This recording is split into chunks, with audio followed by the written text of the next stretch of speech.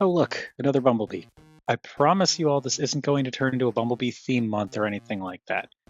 It just so happens that I've semi-recently gotten a hold of a handful of Bumblebees that all tickled my fancy in one way or another, then made videos about that. I have no intention of making Bumblebee of all characters my number 2 behind Nemesis Prime. We are still going to talk about this guy though, and this guy is Transformers Prime Beast Hunter's Night Shadow Bumblebee, or Beast Hunter's Murder Bee in black if you prefer. This is just that Beast Hunters Deluxe figure, which is itself a remold of the Prime Robots in Disguise Deluxe, which, in a different color scheme, obviously.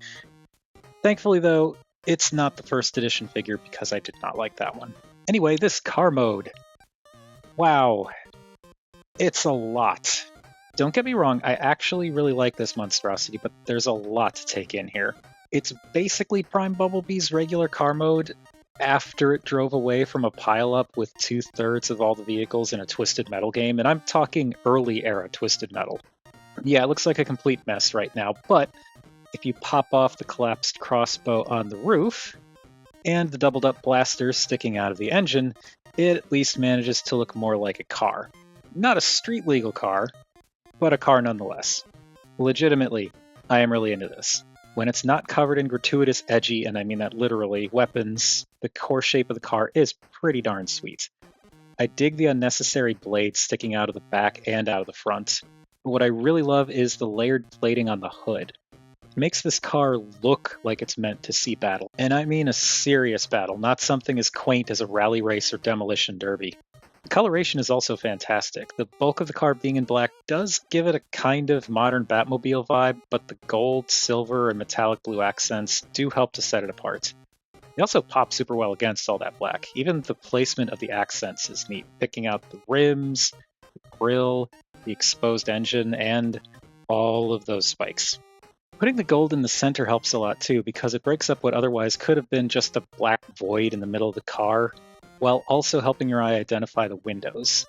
Windows that are appropriately so black you can't see through them, which makes this feel even more like a demented murdermobile. Yes, the windows are opaque, but let's just pretend they're actually tinted really dark for the sake of this metaphor. I don't even mind the missile storage on the sides. It's a bit silly, sure, but this whole design is silly when you really think about it. For what this is trying to be, they fit the aesthetic, don't get in the way, in car mode anyway, and end up giving B a total of 6 projectiles that can be launched from the spring-loaded weapon accessory we'll be taking a look at later. And I say 6 because there are also 2 on top of this thing.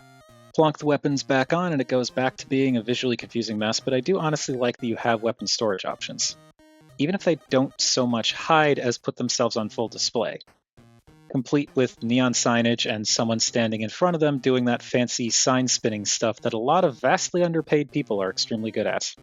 Also, I just want to take a few seconds, aka a paragraph, to appreciate the peg on the crossbow accessory. Yes, the peg. It's slightly toothed around the outside, while the weapon ports on the vehicle in robot mode are either hexagonal or rectangular. So when you plug it in, it doesn't rotate. Just plug it in there and it doesn't want to spin easily. That is actually really clever. I legitimately love this because it means you can never accidentally peg the weapon in slightly crooked, and it can't get twisted out of place once it's attached. I honestly wish more figures did stuff like this. Night Shadow Bee is an older deluxe, maybe around 10 years old, so he's a tiny bit bigger than a lot of modern deluxes, but not by a huge margin. If you're looking at just the car bits anyway. When you look at him with all of the spikes and weapons and whatnot, he starts to tiptoe into Voyager territory, but here it's kind of like a pufferfish effect, where he's not actually as big as he looks. Except in this case, he is as pointy as he looks. Now, before we transform B into humanoid B, if you like this video or any other video that I've done, Coffee, Patreon, links to both at the end of this video, at the end card, as well as down in the description. Otherwise, if you want to support the channel without money, which I completely get, you can always like, comment, share, subscribe. Now, to transform this guy, pretty much identical to it is identical, aside from these things, to the RID version of the mold. Maybe a little bit of similarity to the first edition, but yeah, the key difference is want to rotate these missile racks, and they are detented. So yeah, you want to rotate them so they're straight up. And what I find to unhook the doors, you kind of want to pull this way. So I usually get a thumb here and just kind of push this way and pull out in order to pop these doors out, because there are little tabs that go in there. So yeah, just pull out a little bit to be able to get the doors out. Then you want to take these bits here and kind of push in to get the arm unhooked and pull this out. It's a little bit tricky to get it going, but get that out, bring the arm all the way out. Same deal here.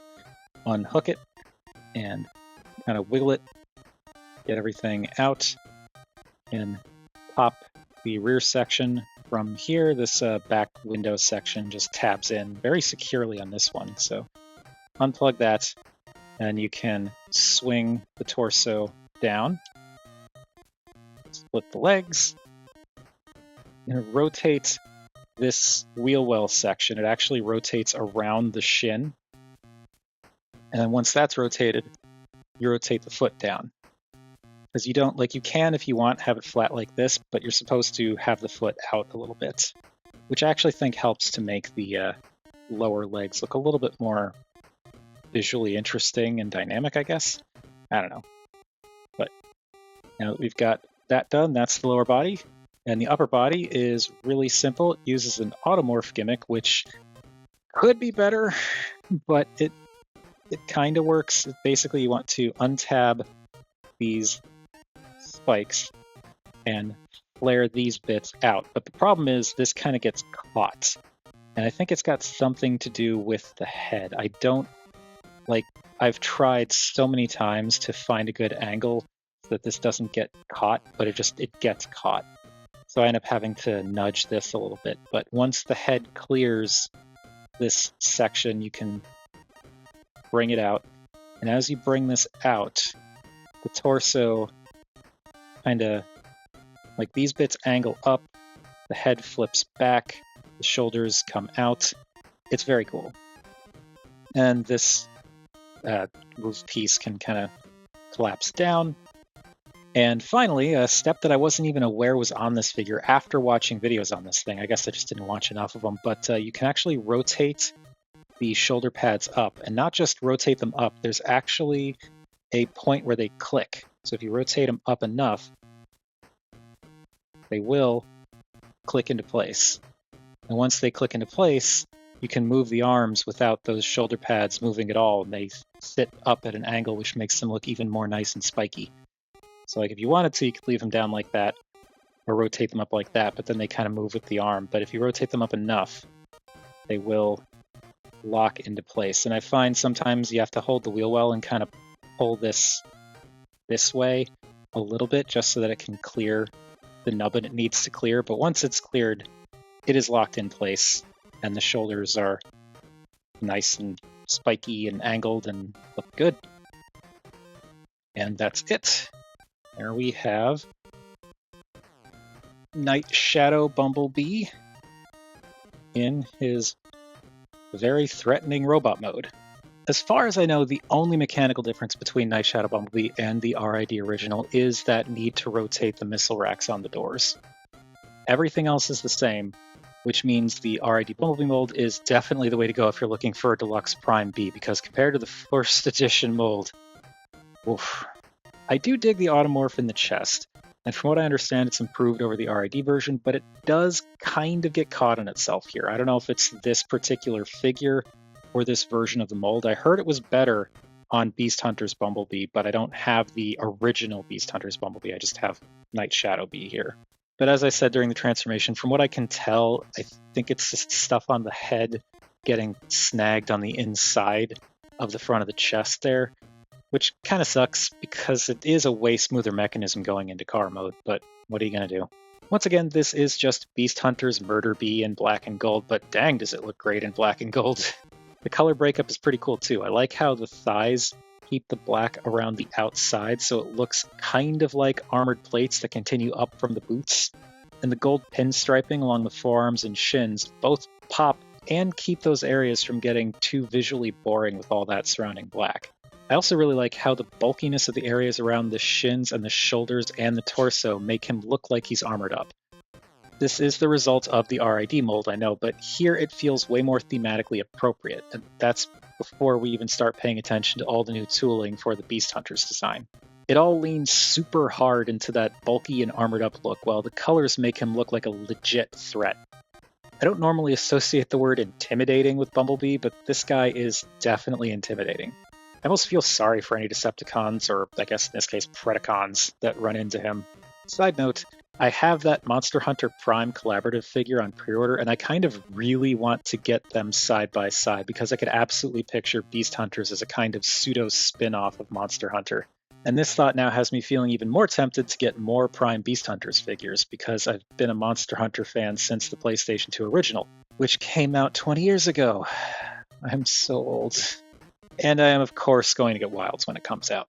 Actually, my Monster Hunter adoration is why I ended up pre-ordering that collab Prime in the first place. Not because it's Prime that turns into a Rathalos. I get the decision because Rathalos is kind of the figurehead of the series, but I honestly would have preferred one of my personal favorites like Kushala Daora, Yangaruga, Zamtrios, or if I was going to be really greedy, Val Hazak or Nakarkos. But it's really because the sword and shield accessories can combine to make the axe version of the Charge Blade. I've been a Charge Blade main since they first introduced it. What can I say? I love transforming things so much I even have to use transforming weapons in video games. Anyway, back to Night Shadow Bumblebee here. I'm sorry, that was a longer side note than I anticipated. I love the shape and silhouette of this figure, looking all bulked out and spiky except around the lower parts of the arms and the upper parts of the legs. Presumably so as not to restrict Bee's movement too much with all the other thick armor plating, if this was like a real-world thing. I feel like there's some sense to why it's designed like this. I also really like how the sides of the car hood angle up ever so slightly that make the chest look a little more dynamic and slim it up compared to the general car mode. He does have the classic Murder Bee head as well, just in black with gold accents on the head crest, and it looks awesome for the most part, if a bit out of character, but then again, this whole figure is kind of out of character. The only thing that bothers me is the eyes. Not because they're creepy and follow you everywhere like on the original Beast Hunters release, but because you can't see them, like at all. I mean, you can tell eyes are there. He has two round voids where you typically expect to find eyes on a face, but they're entirely black. Just like the helmet. I tried shining a flashlight in there, and even then it was tough to make them out, and even in the lighting now. I really wish the eyes had been painted so that they stood out a little more. Or at all. I guess I could take the head apart. There's a screw on the back. Kind of gives me hope for that. So I might see if I can open it up and paint the eyes myself or something. I don't know. Moving on to moving. The head is ball jointed, but it's the kind of joint where the ball is in the head and goes down into the torso. Or in this case, the inverted car hood plank. It's got some decent range, but the geometry prevents Bee from tilting his head all that much. It can go up and down, though. It also requires that his head tilt when looking to the side, so it's a little bit fiddly. Also, I think I need to loosen that up a little bit. It feels a little tight, a little too tight. The door wings on the back can move forward and backward. They can't rotate up, which is kind of a shame, but this is a deluxe, so I'll live. And if the wings are pushed back, you can get a full 360 on the shoulders. Outward motion gets close to 90 as long as you have the shoulder spikes clicked up into place. And the rest of the arm is pretty standard. Got a bicep swivel just above the elbow, a detented elbow that can bend up to 90 degrees, and no wrist articulation, because I think this is all one solid piece. He doesn't have a waist swivel, which kind of sucks, because there kind of is room for one, but it's, again, deluxe. I kind of get it. But the ball-jointed hips can go 90 in pretty much every direction, front, back, and out. I tightened these with floor polish, so they are a bit stiff. They were kind of loose out of the box. Yes, I got them in the box. But yeah, you get 90 degrees on the hip in all directions. There's a thigh swivel just below that, and 90-degree knee bend, and you can move the feet up and down if you want.